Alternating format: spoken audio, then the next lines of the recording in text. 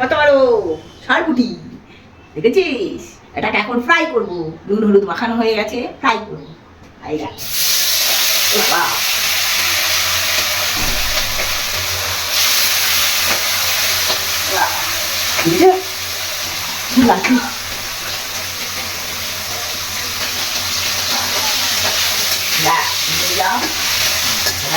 দেখো ফ্রাই হয়ে গেছে, কমপ্লিট।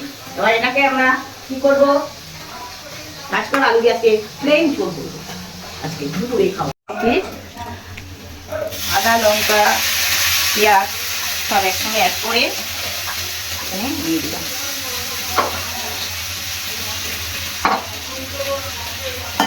এবার জিরে গুঁড়ো 1 চামচ, 1.5 চামচ, লঙ্কার গুঁড়ো অল্প দিলাম, যে যেরকম খাবে থাক। হয়ে গেছে, এবার এটাকে কষিয়ে নিই ভালো করে। কষানো হয়ে গেলে কপি দিয়ে একটু জল অ্যাড করে দিই, কষা দেবো। এবার সরপুটি ছাড়লাম জলে এক এক করে, হ্যাঁ দিয়ে দিচ্ছি। দেখো সব দিয়ে দিলাম সরপুটি, কিছুক্ষণ নাড়িয়ে চালিয়ে। দেখো আমার সরপুটি ঝোল রেডি, পাতলা ঝোল রেডি।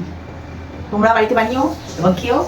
কাঁচকলা আলু দিয়ে কিরকম লাগে আমাকে কমেন্টে জানিও, আর লাইক শেয়ার করতে ভুলো না।